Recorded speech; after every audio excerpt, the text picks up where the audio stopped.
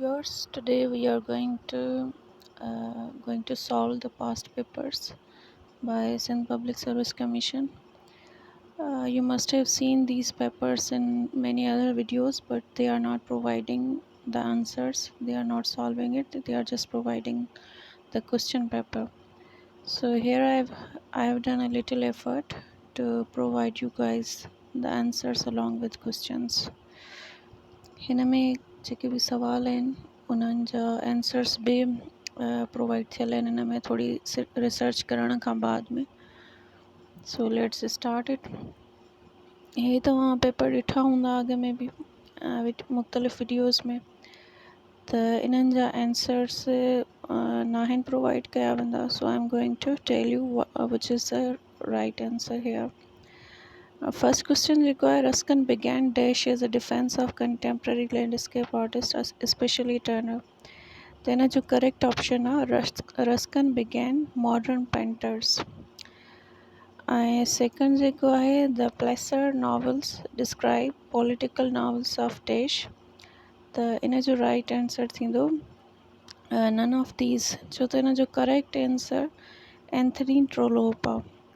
त हिननि मां कोई बि अहिड़ो कोई राइटर न आहे जंहिं इहा नॉवल सीरीज़ डिस्क्राइब कई हुजे. त हिन जो डी ऑप्शन करेक्ट आहे. Queen Victoria regarded dash is the perfect poet of love and loss. त हिन में जेको करेक्ट ऑप्शन आहे उहो आहे DJ रॉस्टी.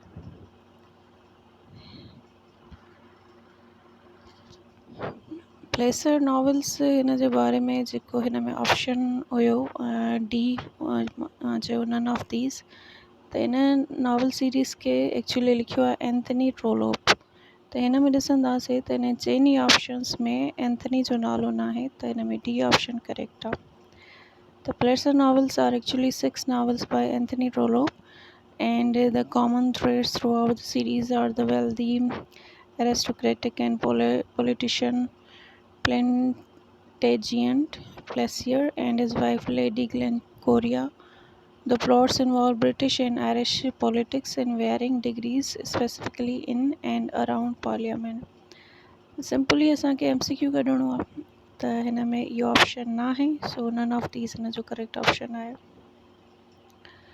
नेक्स्ट हिकिड़ो क्वेश्चन आहे, a verse from using stanza of 8 lines, each line with 11 syllable is known age.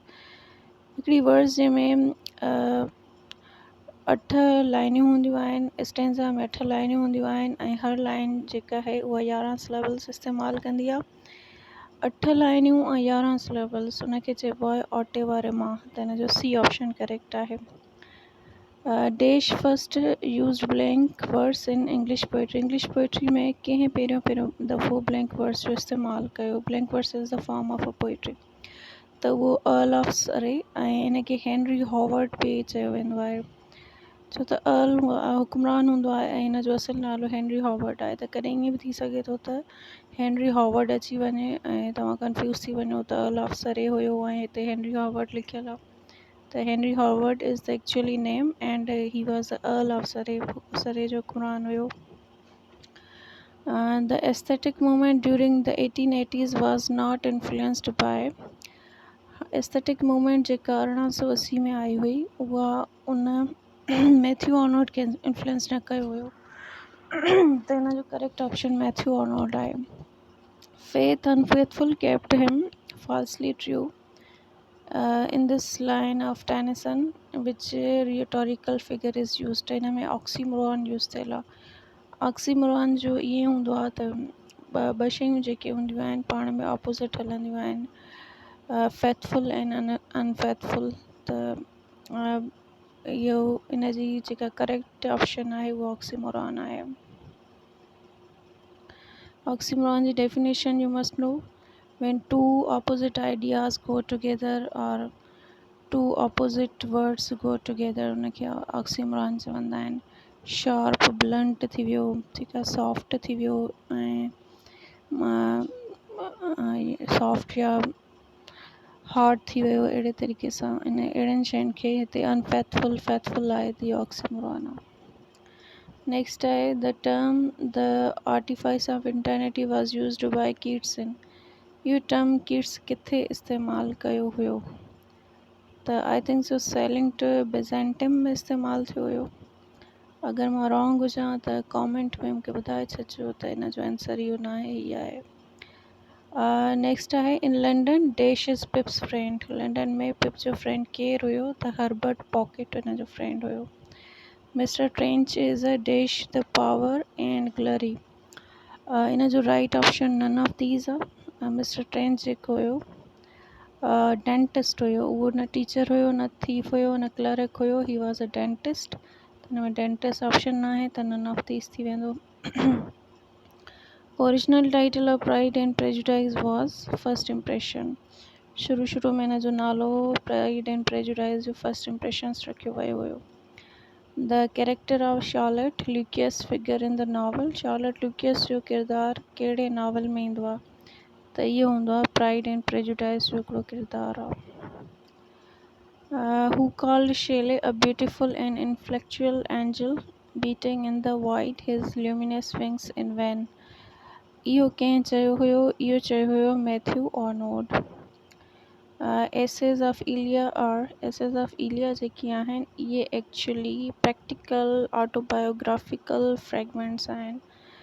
Charles लेम जा लिखियल आहिनि ऐं मोस्टली हू पंहिंजी ऑटोबायोग्राफी हुन में एसेज में शो कई आहे। The theme of Tennyson's poem the Princess is. जेका टेनिसन जी पोएम आहे द प्रिंसेस, हुन जी एक्चुअल थीम आहे विमेंस एजुकेशन एंड राइट्स।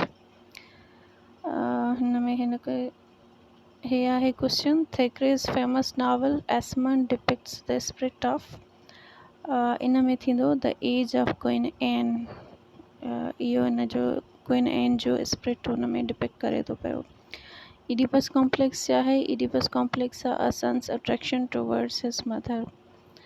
ऐं my own great religion is a belief in the blood the flesh as being wiser than the intellect who wrote this.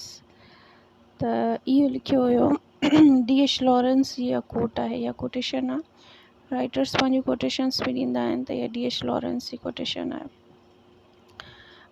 In his famous play डे Shakespeare makes fun of Puritans. Shakespeare पंहिंजे कहिड़े play में प्योरिटन्स ते मज़ाक थो उॾाए त उहो आहे 12th नाइट। हुन में हुन प्योरिटन्स ते कुझु मज़ाक उॾायो आहे।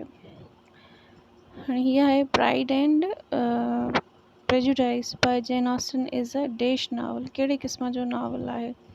डोमेस्टिक नावल आहे। इन ते काफ़ी क़िस्म जी डिबेट बि हली आहे त इहो डोमेस्टिक नावल आहे या सोशल नावल आहे। घणनि माण्हुनि जो चवणु इहो आहे त सोशल नावल आहे, छो त इन में जेका बि कहाणी पोर्ट्रे कई वई आहे उहा असांजी सोसाइटी खे ई ॾेखारे थी। कुझु जो चवणु आहे त इहा डोमेस्टिक नावल आहे छो त घरेलू कहाणी आहे, घरेलू हुन में ॻाल्हियूं लिखियल आहिनि। त डोमेस्टिक नावल जेको आहे उहो वधीक इन खे प्रिफर कयो वियो आहे त इहो डोमेस्टिक नावल आहे। कॾहिं ईअं बि थी सघे थो त सोशल नावल अची वञे, but you have to tick the domestic novel. Heaven lies about us in our infancy. This line occurs in the poem. इहा लाइन कहिड़ी पोयम में थी अचे त इहा अचे थी इमॉर्टैलिटी ओड में, जेका वर्ड्सवर्थ जी लिखियल पोयम आहे। Wordsworth calls himself a worshipper of nature in his poem.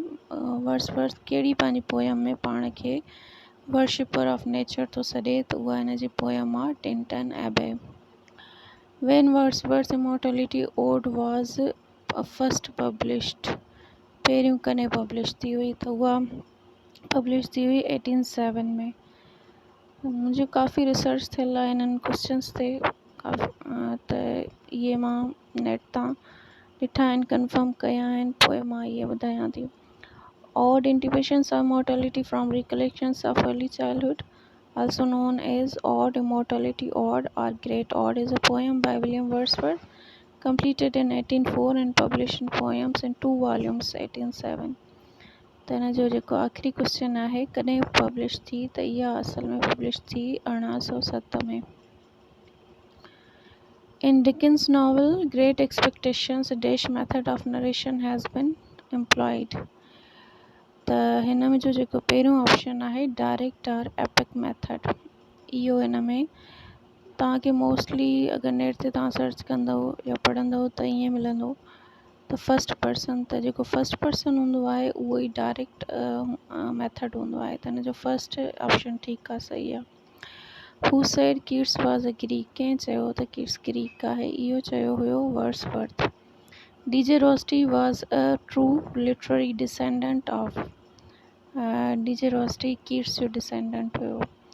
The tedious wiseacre who meddles his way to his doom, to which character Hamlet does this description apply?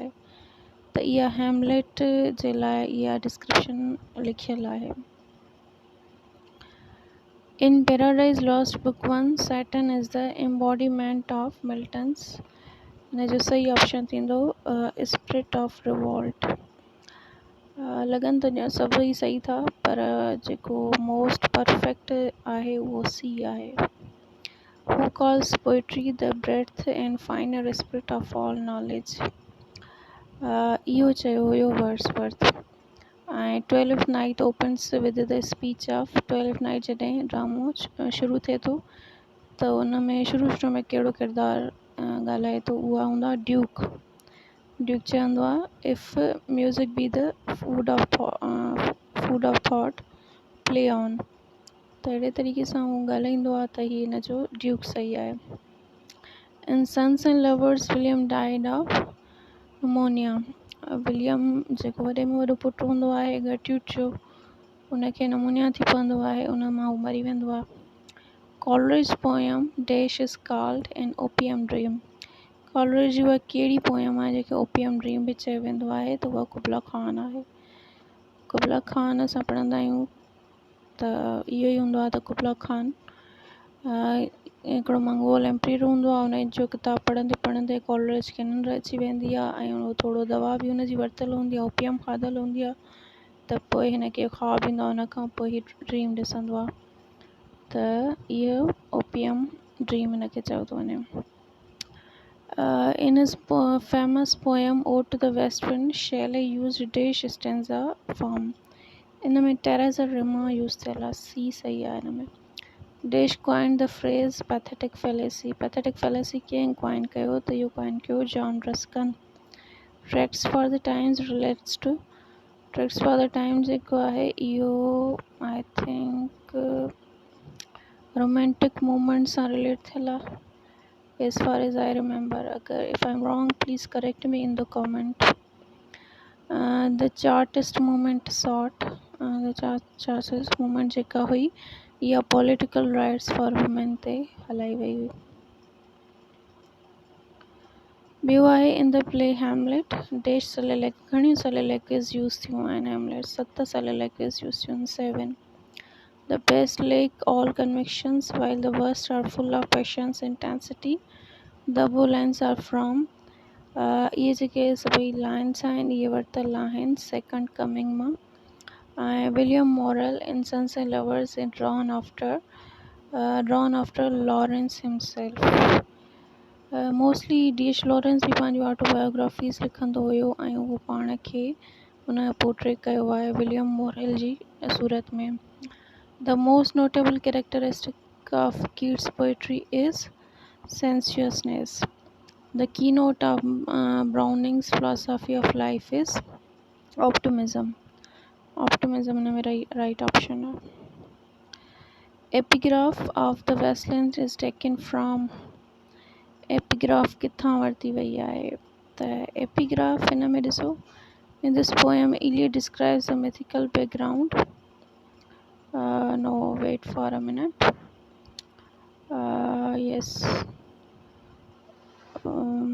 Epigraph of the Westland is taken from Homer, in its right option Homer. Yes, I remember. Now Dash called the Westland a music of ideas, कंहिं Westland खे music of ideas चयो हुयो, Ellen TET चयो हुयो। ऐं T.S. Eliot borrowed the term unreal city from डांटेस जो हिकिड़ो work हुयो, उन मां हिन इहो अनरियल सिटी जो टर्म ऑब्टेन कयो हुयो। Dash myth is not figure in the Waste Land, Waste Land जेका T.S. एलियट जी लिखियल पोएम आहे उन में काफ़ी सारियूं मिथ्स उन इंक्लूड कयूं आहिनि, कहिड़ी मिथ उन में फिगर न कई वई आहे, इडीपस जी साइस्पेरियस जी या कंहिं जी, त ही थोरो हिनखे ॾिसूं त in this poem Iliad describes the mythical background of including various myths like the Grail legend, cup or dish, the Fisher King, desolate land, Tiresias connected with King Oedipus of Thebes, vegetation myth connected with the chain of human being, and a third biblical myth. त हिन में असांखे Oedipus बि मिली वियो, ट्रायसीरियस बि मिली वियो, ग्रेल बि मिली वियो, न मिलियो त छा न मिलियो, एडिपस न मिलियो आहे।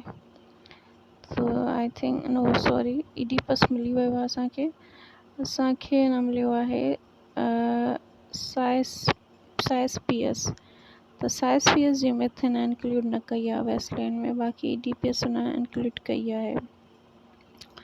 Okay, so the right option is साइस्पियस। John Ruskin dash influenced Mahatma Gandhi. John Ruskin जे कहिड़े किताब महात्मा गांधी खे इन्फ्लुएंस कयो हुयो, त उहो हुयो अनटू दिस लास्ट। ऐं Graham Greene's novels are marked by, Graham Greene's novels जेके आहिनि उहे कैथलिज़म खे घणो मार्क था कनि। Dash is one of the important features of Jane Austen's style, the subtlety of irony, इहो हिन जो करेक्ट ऑप्शन आहे। The title the second coming is taken from, इहो वरितो वियो आहे बाइबल मां। The dash is the main character pride in paradise lost book 1 and book 2, त इन में आदम जेको हूंदो आहे उहो मेन कैरेक्टर हूंदो आहे पैराडाइज लॉस्ट बुक 1 ऐं 2 में। ऐं ही जेको सवाल आहे the title the second coming is taken from Bible, हिनखे थोरो हिन में ॾिसूं त William Butler eats the second coming, the title is derived from the Christian belief in the second coming of Christ. Appropriately, the speaker describes the new era as the second coming, a term from the book of Revelation that refers to the return of Christ after a time of great upheaval and disorder. Second coming पढ़ियो हूंदो, second coming में ईअं हूंदो आहे त Christ ईंदो वापसि ऐं हुनजी होप ॾेखारी वई आहे, त इहो बाइबल मां वरितो वियो आहे। Dash is the main character in, इहो असां वरितोसीं आदम खे। हाणे आहे in Sons and Lovers, dash is the name of Paul Morel's mother, Morel जी मदर जो नालो हूंदो आहे गर्ट्यूड। ऐं the twins in Lord of Flies are Ralph and Eric, इहे ॿई ट्विन्स हूंदा आहिनि इन में। Great Expectations Mister Jaggers is a liar हूंदो आहे Mister Jaggers. I stand for in the following line, to Catridge then I came, इहो हिन जो राइट ऑप्शन आहे ॿुधा। हाणे सवाल आहे the term spring rhythm was invented by, इहा इन्वेंट कई Hopkins. Shakespeare's dash play has an epilogue, epilogue कहिड़ी पोयम ड्रामे में हूंदो आहे, द टेम्पेस्ट में हूंदो आहे। एपिलॉग हुनखे चवंदा आहिनि ड्रामे जे आख़िर में कुझु डिस्क्रिप्शन ॾिनी वञे, उनखे एपिलॉग चइबो आहे, त टेम्पेस्ट में हूंदो आहे। Hamlet's famous speech to be or not to be, that is the question occurs, छा में अकर थींदो आहे, इहो अकर थींदो आहे एक्ट 3 ऐं सीन 1 में। मोस्ट इम्पॉर्टेंट क्वेश्चन आहे act 3 scene 1। In the Tempest, Dash is referred to as an honest old counselor, Gonzalo, right option आहे। Dash is the subtitle of the play 12th Night, ऐं इन जो जेको subtitle 12th Night जो हूंदो आहे इहो हूंदो आहे वॉट यू विल, इन जा ॿ टाइटल्स आहिनि what U will. To be or not to be ते था अचूं, to be or not to be is the opening phrase of a soliloquy uttered by Prince Hamlet in the so-called nunnery scene, William Shakespeare's play Hamlet, Act 3 and Scene 1. In this speech, Hamlet contemplates death and suicide, bemoaning the pain and unfairness of life, but acknowledging that the alternative might be worse. The opening line is one of the most widely known and quoted lines in modern English, and the soliloquy has been referenced in innumerable works of theatre, literature and music. त असांजो question इहो ई हो कहिड़े act में थो अचे, त अचे थो एक्ट 3 सीन 1। ही नोट्स जेके आहिनि उहे कंटिन्यूड आहिनि, वीडियो वॾी थी वञे हा हिन जे लाइ, फ़िलहाल मैंने में एतिरा विधा आहिनि. नेक्स्ट पार्ट 2 में बाक़ी हिन जा 10 एतिरा ई पेपर्स आहिनि. I will soon upload. Hope the video is very much beneficial for you. Thank you.